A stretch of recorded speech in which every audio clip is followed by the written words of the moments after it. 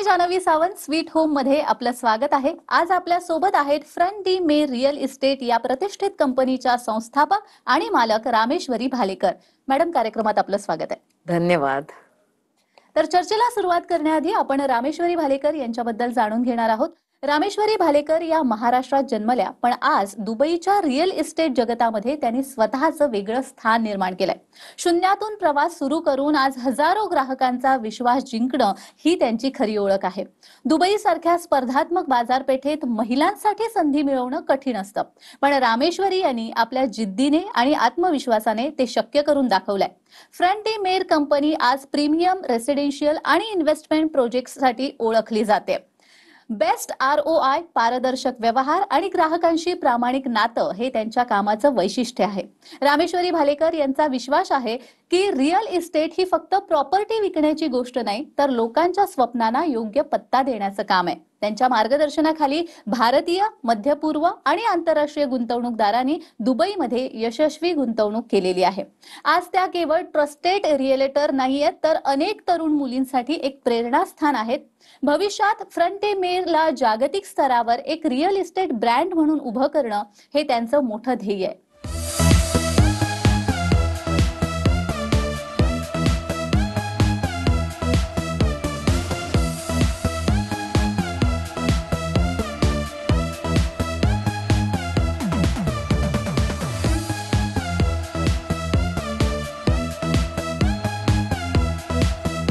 चला तर मग चर्चेला सुरुवात करूया. मॅडम, सर्वात आधी मला तुमच्याकडून जाणून घ्यायचंय ते म्हणजे महाराष्ट्रातून दुबई पर्यंतचा प्रवास तुमचा कसा झाला आणि रिअल इस्टेट मध्ये करिअर करण्याची प्रेरणा कुठून मिळाली? जेव्हा मी दुबईत शिफ्ट झालेले तेव्हा फर्स्ट जॉब माझा रिअल इस्टेटचा नव्हता. मी अनेक ऑड जॉब्स ट्राय केले. माझा फर्स्ट जॉब होता PT teacher. Then I tried logistics as well. So त्याच्यानंतर मी मार्केटिंगमध्ये फ्रीलान्सिंग चालू केलं रिअल इस्टेट कंपनीसाठी. आणि त्याच्यानंतर एका कंपनीमध्ये मला रिअल इस्टेट मार्केटिंग मॅनेजरचा जॉब मिळाला. तिथे मी बघितलं की सेल्स कसं होतं. Okay. So than me decide केलं की आता माझा कल जास्त सेल्सकडे आहे, सो मी मार्केटिंग मधून सेल्स मध्ये शिफ्ट होईल. सो ऍक्च्युली ही जर्नी अशी होती की डिसाइडेड नव्हते. अनेक गोष्टी ट्राय केल्या आणि त्याच्यातली मग ही गोष्ट मला आवडली आणि मी नॅचरल पण होते त्याच्यात. अच्छा, पण दुबईमध्ये कंपनी सुरू करत असताना कोणकोणत्या अडचणी तुम्हाला आल्या आणि मग त्यातून कशा बाहेर पडला तुम्ही? दुबईमध्ये कंपनी मी स्टार्ट केली आहे. माझ्या कंपनीला 4 वर्ष झालेत, बट मी 6 वर्ष गेले रिअल इस्टेटमध्ये काम करते. सो चॅलेंज नॉलेजचा नव्हता. जेव्हा मी कंपनी स्टार्ट करत होते, बिगेस्ट चॅलेंज हा होता की इनिशियल इन्व्हेस्टमेंट. कारण ही माझी स्वतःची एकटीची कंपनी आहे. सो ह्या कंपनीमध्ये जी इन्व्हेस्टमेंट गेलेली आहे ती मी गेले अनेक वर्ष यू कॅन से की मी सेव्ह केले आणि ते कंपनी ओपन करणं माझं एक स्वप्न होतं. सो मी कमवलेली पैशांची इन्व्हेस्टमेंट मी माझ्या कंपनीत केले. कारण अनेकदा तुम्ही आता बघाल दुबईमध्ये की काही नव्या कंपनी दे स्टार्ट विथ की मोठा सेटअप असतो आणि स्टार्टिंगलाच ते खूप मोठं ऑफिस आणि फॅन्सी ऑफिस घेतात. बिकॉज मोस्टली लोकांचे स्वतःची इन्व्हेस्टमेंट सोबत ते इन्व्हेस्टर्स कडून पैसे घेतात. पण माझं चॅलेंज हा होता की मला कोणताही इन्व्हेस्टर माझ्या कंपनीत नको होता. मला ते सेल्फ फंडेड कंपनी हवी होती. सो जेव्हा मी स्टार्ट केलं तर माझं ऑफिस आहे खूप छोटं होतं की मी हार्डली 150-200 स्क्वेअर फीटच्या ऑफिसमध्ये मी स्टार्ट केलेलं, शेअरिंग ऑफिसमध्ये, आणि तिथून माझी जर्नी झाली. सो बिगेस्ट कंपनी स्टार्ट करताना मी हा चॅलेंज फेस केला की फायनान्शियल मॅनेजमेंट कसं करायचं. आणि जेव्हा तुम्ही स्वतः कमवलेले इतक्या वर्षांचे पैसे तुम्ही कशात तरी टाकत असाल तर तुम्हाला प्रत्येक स्टेप विचार करून घ्यावे लागते. बरोबर, अगदीच. आणि जसं तुम्ही म्हणालात की जवळपास 6 वर्ष तुम्ही यामध्ये आहात, तर दुबईमध्ये बघायला गेलं तर रिअल इस्टेट फार चर्चेमध्ये असतं. मग आता तुमचा इतक्या वर्षाचा अनुभव आहे, त्या अनुभवातून तुम्हाला काय वाटतं की गुंतवणूक जास्त कोण करतं? भारतीय करतात, NRI करतायत की आंतरराष्ट्रीय खरेदीदार? मी हे नेहमी आहे ना खूप प्राऊडली बोलते की दुबई मधले किंवा UAE मधली आहे ना सगळ्यात जास्त इन्व्हेस्टमेंट येते इंडियन्स कडून. सगळ्यात हायेस्ट बायर इंडियन्स आहेत. दुसरी गोष्ट, सगळ्यात महागड्या प्रॉपर्टीज इंडियन्स ओन करतात. आणि जेव्हा मी बोलते इंडियन्स, ही कॅटेगरी फक्त जे इंडियन पासपोर्ट होल्डर आहे त्यांची येते. पण त्याच्यात अजून एक कॅटेगरी येते की originally Indians but they are holding another countries passport. So ती कॅटेगरी जर आपण मिक्स केली इंडियन्सच्या अंडर, तर मॅक्सिमम असेट्स इंडियन्सकडे. ओके. सो इंडियन्स नेहमीच दुबईमध्ये किंवा UAE मध्ये हायेस्ट इन्व्हेस्टर्स हो. होते आणि आहेत आणि राहणार आहेत. अच्छा. पण मग मला अजून एक उत्सुकता म्हणून प्रश्न विचारावा असं वाटतं, की हे जे मार्केट आहे ते फक्त हाय लेव्हलच्या लोकांसाठी आहे, खरेदीदारांसाठी आहे, की मध्यमवर्गीय? कारण आता आपण बघतोय बरेच मध्यमवर्गीय सुद्धा रिअल इस्टेटमध्ये इन्व्हॉल्व्ह व्हायला लागलेले आहेत. तर त्यांच्यासाठी सुद्धा हे आहे का चांगलं? नक्कीच. दुबईमध्ये तुम्ही जेव्हा बघता ॲज अ टुरिस्ट किंवा as a non resident of Dubai, तुम्हाला सगळ्या फ्लॅशी गोष्टी दिसतात, हाय एंड लक्झरी दिसते. पण हे सगळ्यात मोठी गैरसमजूत आहे. कारण जर तुम्ही दुबईचे प्रॉपर्टी स्टार्टिंग प्राइस रेंज तुम्ही बघितले तर it starts with 1.5 crore INR. So 1.5 crore मध्ये आय एम प्रिटी शुअर की मुंबईमध्ये पण 1.5 करोड मध्ये तुम्हाला इन्व्हेस्टमेंट मिळते किंवा त्याच्यापेक्षा महागच मिळत असेल. सो पुण्या मुंबईपेक्षा तुम्हाला पर स्क्वेअर फीट रेट मध्ये दुबईमध्ये खूप स्वस्त प्रॉपर्टी मिळते आणि मध्यमवर्गीय लोक पण तिथे आता इन्व्हेस्ट करायला लागलेत. बिकॉज दुबईमध्ये एक तर तुम्हाला पेमेंट प्लॅन मिळतो. सो हे 1.5 कोटी जे मी बोलते ते तुम्हाला आता पे नाही करायचे, ते तुम्हाला 3 वर्ष, 5 वर्ष, 7 वर्ष पेमेंट प्लॅनवर डिपेंडंट असतं. सो त्यानुसार तुम्हाला ते छोट्या छोट्या इन्स्टॉलमेंट मध्ये भरावं लागतं. सो इट्स नॉट लाईक की तुम्हाला सगळे अपफ्रंट द्यायचे. देन सेकंड ऑप्शन की जो अनेक लोकांना माहिती नाहीये की ऍज अ नॉन रेसिडेंट तुम्ही एलिजिबल आहात प्रॉपर्टीसाठी फायनान्स घ्यायला, मॉर्गेज घ्यायला.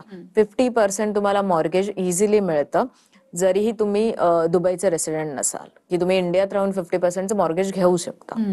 ओके. सो ह्या काही गोष्टी आहेत ना की त्याने एक मिडल क्लास व्यक्ती पण दुबईमध्ये घर घेण्याचं स्वप्न बघू शकतो. म्हणूनच माझ्या मनात एक प्रश्न निर्माण झालाय आणि अर्थात आपल्या प्रेक्षकांचाही तो प्रश्न असेल, की फ्रंट द मे रिअल इस्टेट ही इतर कंपनीपेक्षा कशा पद्धतीने वेगळी आहे? मी जसं सांगितलं ना की ही कंपनी स्टार्ट करणं माझं स्वप्न होतं.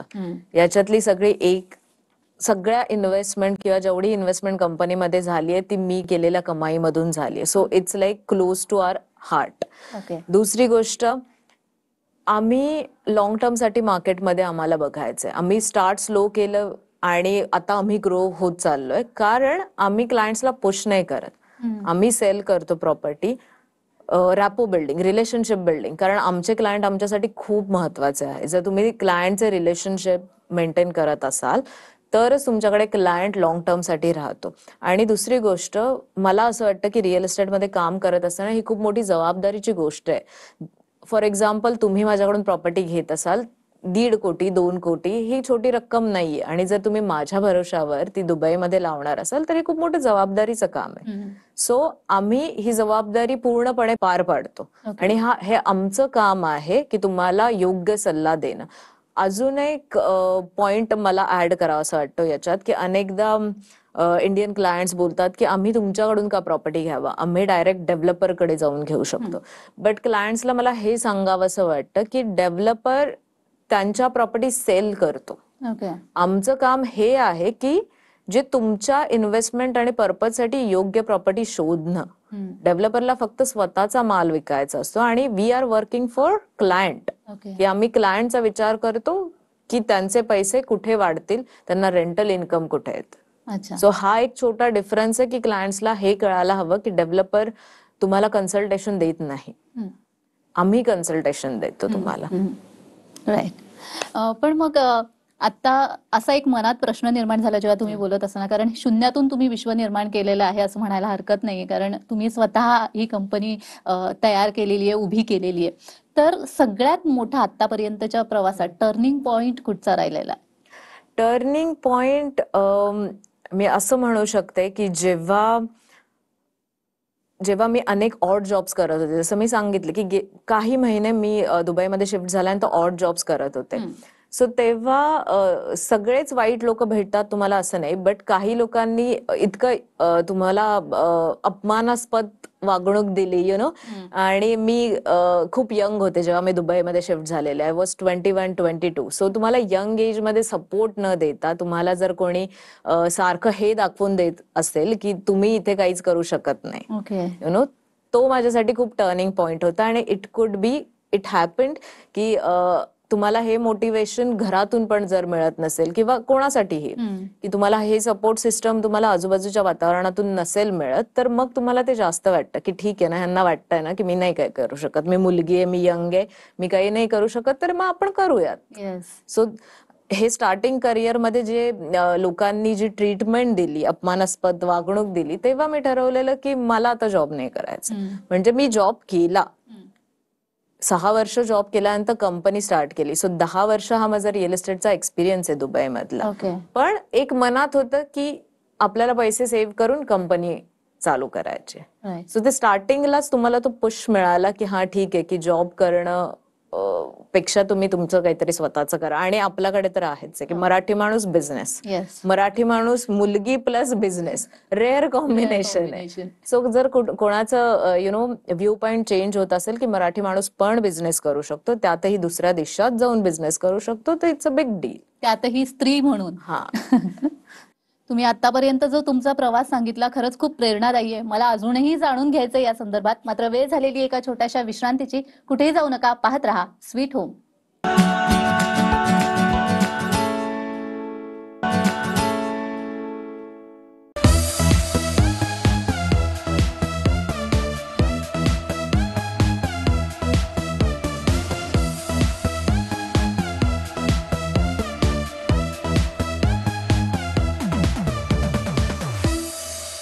विश्रांतीनंतर सर्वांचं पुन्हा एकदा स्वागत आहे. आज आपल्या सोबत आहेत रामेश्वरी भालेकर मॅडम, आणि ज्या दुबईमध्ये राहून रिअल इस्टेटमध्ये काम करत आहेत. मला आता दुबईचा विषय निघालाच आहे, म्हणून तर गोल्डन विजा हा जो प्रकार आहे तो नेमका काय आहे आणि तो कसा मिळवला जातो? गोल्डन विजा गव्हर्नमेंटचा एक विजा आहे, जो दुबईमध्ये येणारा सगळ्यात मोठा विजा आहे आणि तो मिळवणं पण खूप सोपं आहे. गव्हर्नमेंटला आता पॉप्युलेशन अट्रॅक्ट करायचंय, दुबई गव्हर्नमेंटला. सो त्याच्यासाठी त्यांनी अनेक टर्म्स अँड कंडिशन विजासाठी रिलॅक्स केलेल्या आहेत. सो पूर्वी हा गोल्डन विजा तुम्हाला 10 मिलियन, सो अप्रॉक्सिमेटली 24 कोटी INRच्या इन्व्हेस्टमेंटवरच दिला जायचा. पण आता रिसेंटली त्यांनी हे लिमिट कमी करून फक्त 2.4 CR INRची जर तुम्ही प्रॉपर्टी घेतली, तिचं 24% डाऊन पेमेंट केलं की तुम्हाला हा 10 वर्षाचा गोल्डन विजा मिळतो. 10 वर्षाचा रिन्युएबल विजा मिळतो आणि या विजावर तुम्ही तुमच्या पूर्ण फॅमिलीला, तुमच्या पेरेंट्सला, तुमची मेड्स, ड्रायव्हर यांना स्पॉन्सर करू शकता. सो पहिल्यांदा काय व्हायचं की दुबईचा विजा तुम्हाला तेव्हाच मिळायचा जेव्हा तुम्ही दुबईमध्ये जॉब करत असाल किंवा तुमच्याकडे तुमचा बिझनेस असेल. सो अनेक लोकांचा स्ट्रगल हा होता की जर जॉब गेला तर तुम्हाला बॅग पॅक करून घरी यावं लागायचं. बट विथ गोल्डन विजा त्यांनी अनेक बिझनेसमॅन्स आणि अनेक लोकांना बेसिकली अट्रॅक्ट केलं की तुम्ही या आणि दुबईत सेटल व्हा. अच्छा. सो तो प्रॉपर्टीवर मिळतो तुम्हाला. ओके. आणि आतापर्यंत तुम्ही आता जशी म्हणाले 10 वर्ष झालेली आहे, तर या 10 वर्षांमध्ये अनेक क्लायंट्स तुमचे झाले असतील, तर त्यांचा काही अनुभव आहे का? कसा तुम्हाला ग्राहकांसोबतचा तुमचा बॉन्ड आहे? फर्स्ट क्लायंट तर सगळ्यांचे स्पेशल असतात, फर्स्ट डील. पण माझ्यासाठी मी आता सांगेल की जेव्हा मी ही कंपनी स्टार्ट केली तेव्हाचा माझा फर्स्ट क्लायंट आता माझ्यासाठी खूप जास्त स्पेशल आहे. रिझन बिंग, जेव्हा मी कंपनी स्टार्ट केली स्ट्रगल हा होता की कोणालाही माझी कंपनी माहिती नव्हती, ब्रँड अवेअरनेस नव्हता. मला पर्सनली लोक ओळखत होते, पण जेव्हा तुम्ही एक कंपनी ओनर होता तेव्हा तुम्हाला एक ट्रस्ट बिल्ड होणं गरजेचं असतं. सो मी कंपनी स्टार्ट केल्यानंतरचं आय रिमेंबर की माझं एक लेबनीज कपल क्लायंट होतं आणि त्याची वाईफ प्रेग्नंट होते आणि ते खूप दिवसापासून घर शोधत होते. देन जी घरं मी दाखवली त्याच्यातलं त्यांनी एक घर सिलेक्ट केलं. दे मूव्ह टू दॅट हाऊस. त्यांना त्यांना ट्विन्स झाले आणि त्यांनी मग मला घरी बोलवलं. त्याच्यानंतर इमिडिएटली त्यांनी 6 महिन्यात माझ्याकडून अजून 3 प्रॉपर्टी घेतल्या आणि एव्हरी टाइम जेव्हा ते माझ्याकडून प्रॉपर्टी घेतात ना तेव्हा ते मला बोलतात की तुझ्यासोबत आम्ही पहिलं घर दुबईत घेतलेलं, त्याच्यानंतर आम्हाला मुलं झाली, सो तू त्याच्यानंतर माझ्या अनेक प्रॉपर्टीज झाल्यात, सो तू आमच्यासाठी लकी आहे. सो अशा काही गोष्टी असतात ना की मग तुम्हाला ते टच करून जातात की ते ड्युरिंग. अँड आय रिमेंबर की त्याची वाईफ 7-8 मंथ प्रेग्नेंट होती आणि आम्ही अनेक ठिकाणी घरं शोधत होतो. त्यांना ते एक क्लिक झालं. सो तेव्हा मला खूप भारी वाटलं की कोणीतरी आपल्याला म्हणतायत की तुझ्यामुळे आमच्याकडे ही वॉज सेइंग की बरकत आली आहे, की तू दिलेल्या घरामुळे आता आम्ही जास्त ग्रो करतोय. सो तो एक वन ऑफ द अनुभव की तो माझ्यासाठी खूप स्पेशल होता. अगदीच एक विश्वास तुमचा ग्राहकांसोबत झालेला आहे तयार. पण म्हणूनच मला विचारावं असं वाटतं, कारण बऱ्याच भारतीय नागरिकांना हा प्रश्न पडला असेल की भारतामध्ये सोडून दुबईमध्ये का इन्व्हेस्ट करावं आपण? सी बेसिक रिझन आहे, जर तुम्ही दुबईमधल्या अनेक ब्रोकरशी बोलला तर प्रोबॅबली ते म्हणतील तुम्ही इंडियात इन्व्हेस्ट करू नका, तुम्ही डायरेक्टली दुबईत इन्व्हेस्ट करा. पण माझा स्टँड थोडा वेगळा आहे की मला नेहमी असं वाटतं की तुमच्या होम कंट्रीमध्ये तुमचं घर असणं गरजेचं आहे. तुम्ही पहिलं इंडियातच इन्व्हेस्ट करा. ओके. मी स्वतः पण दुबईत शिफ्ट झाल्यानंतर माझी पहिली इन्व्हेस्टमेंट मी पुण्यातच केली. अच्छा. बिकॉज आपलं घर असणं गरजेचं आहे होम कंट्रीमध्ये. पण त्याच्यानंतर तुमच्याकडे एक्सेस अमाऊंट आहे आणि तुम्हाला आता फक्त फायनान्शियली डिसिजन घ्यायचंय की तुम्हाला कुठे जास्त प्रॉफिट मिळू शकतो. इन दॅट केस तुम्ही दुबईचा विचार केला जाऊ शकतो. ओके. कारण तुम्हाला रिटर्न्स इंडियापेक्षा खूप जास्त हाय मिळतात. मिनिमम रेंटल इन्कम आपल्याकडे मिळतं आपल्याला रेसिडेन्शियल प्रॉपर्टीवर 2 ते 3%. त्याच्यावर आपण टॅक्स पण पे करतो. सो हेच तुम्ही जर दुबईमध्ये कम्पेअर केलं तर ते मिनिमम आहे 8 ते 14%. ओके. सो तुम्हाला पोर्टफोलिओ डायव्हर्सिफाय करायचा असेल, तुम्हाला पॅसिव्ह इन्कम चालू करायचं असेल किंवा तुम्ही तुमची रिटायरमेंट प्लॅन करत असाल की तुम्ही तिकडे घर घेतलं, ते रेडी झालं, तुम्ही रेंटवर दिलात, तर तुम्हाला एक फिक्स अमाऊंट मिळत राहील आणि करन्सी डिफरन्समुळे तुम्ही तुमची इंडियातली लाईफस्टाईल तशी तुम्ही सपोर्ट करू शकता. Because UAE currency is peg to USD. हा एक अजून एक फायदा आहे की तुम्ही इंडियातले पैसे जर USD मध्ये ॲज गुड ॲज USD मध्ये ठेवले तर तुमचं करन्सीची बाईंग पॉवर तेवढीच राहते. ओके. सो रिटर्न्स हाय आहेत, कॅपिटल अप्रिसिएशन हाय, प्लस तिथलं रेरा आणि दुबई लँड डिपार्टमेंट खूप स्ट्रिक्ट आहे. सो सेफ्टी, इन्व्हेस्टमेंटची सेफ्टी आणि सिक्युरिटी खूप जास्त काळजीपूर्वक केलेली जाते. कारण दुबईमध्ये 90% clients are overseas client. They are not resident of Dubai किंवा UAE. ओके. सो जेव्हा तुमच्याकडे इंटरनॅशनल बायर्स, आम्हाला सवय फोनवर प्रॉपर्टीज विकण्याची, दे ट्रस्ट अस. ऑफकोर्स आम्ही रिझल्ट डिलिव्हर केले म्हणून, पण त्याचा सेकंड पार्ट UAE गव्हर्नमेंटचा पण आहे की त्यांनी प्रॉपर्टी घेण्याची प्रक्रिया इतकी ट्रान्सपरंट ठेवलेली आहे की तुम्हाला दुबईत यायचीही गरज नसते. ओके. सगळ्या गोष्टी डिजिटली होतात. अच्छा. So safety, rental returns, capital appreciation आणि तुमचे पैसे AED मध्ये राहतात. सो या कारणांसाठी तुम्ही एक इन्व्हेस्टमेंटचा विचार केला पाहिजे दुबईमध्ये. अच्छा. पण मग रिअल इस्टेटच्या जगाचा जर आपण विचार केला तर पुढच्या 5-10 वर्षामध्ये तुम्हाला रिअल इस्टेट तिथलं कसं दिसतंय दुबईमधलं? दुबईचं रिअल इस्टेट मला खूप ब्राईट दिसतंय कारण गव्हर्नमेंट आणि डेव्हलपर नेहमी तिथे एकत्र काम करतात. प्लॅन सिटी आहे. सो एखादा एरिया डेव्हलपमेंट साठी आला तर त्याच ठिकाणी गव्हर्नमेंट पण पैसे इन्व्हेस्ट करतं एम्प्लॉयमेंट क्रिएशनसाठी, प्लस डेव्हलपर पण तिथे डेव्हलप करतात. आता दुबईचं विजन हे आहे की पॉप्युलेशन 2032 पर्यंत त्यांना ते 6 मिलियन करायचे. कोविडच्या आधी हेच पॉप्युलेशन होतं 2.3. नाव दुबईचं population is already touch to 4 million. ठीक आहे. सो कोविड नंतर हे पॉप्युलेशन ऑलमोस्ट डबल झालंय. जेव्हा लोक इथे येतात, कोणत्याही ठिकाणी येतात, बेसिक गरज आहे घरं. आणि आता दुबईमध्ये फक्त middle class, upper middle class किंवा एम्प्लॉईज नाही मूव्ह होते. अनेक देशांनी गेले काही 3 वर्षात त्यांचे खूप सारे मिलेनियर्स लूज केलेत की जे दुबईमध्ये शिफ्ट झालेत. सो ते दुबईमध्ये शिफ्ट होतात, ते बिझनेसेस स्टार्ट करतात, तिथे एम्प्लॉयमेंट येते. सो अनेक लोक तिथे शिफ्ट होतात. सो घरांच्या प्राइसेस तर वाढणारच आहे. गव्हर्नमेंटचा इनिशिएटिव्ह हा आहे की त्यांना कोणत्याही एका सेक्टरवर त्यांची इकॉनॉमी डिपेंडंट नकोय. So they have started with fintech company. They are providing subsidies की जे मॅन्युफॅक्चरिंग प्लांट्स तिथे टाकतात. त्याच्यानंतर टुरिझम तर आहेच आहे. दुबईची इकॉनॉमी फक्त 3% ऑइलवर डिपेंडंट आहे. पण दे आर अट्रॅक्टिंग नाव IT पीपल.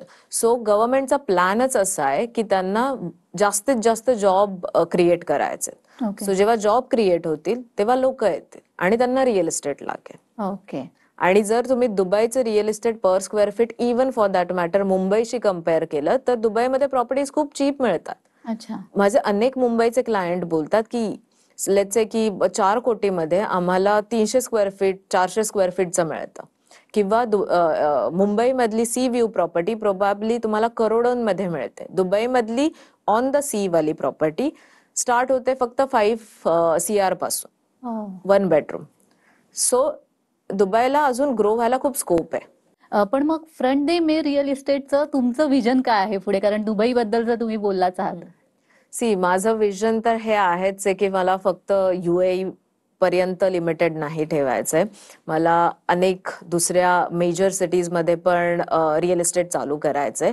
त्याहीपेक्षा माझं मोठं विजन होतं की जे ऑलरेडी स्टार्ट झालंय, की जेव्हा मी दुबईमध्ये होते तेव्हाच मी ठरवलेलं की जेव्हा मी या पोझिशनला येईल की मी इंडियात काही एम्प्लॉयमेंट क्रिएट करू शकेल तर मी डेफिनेटली करेल.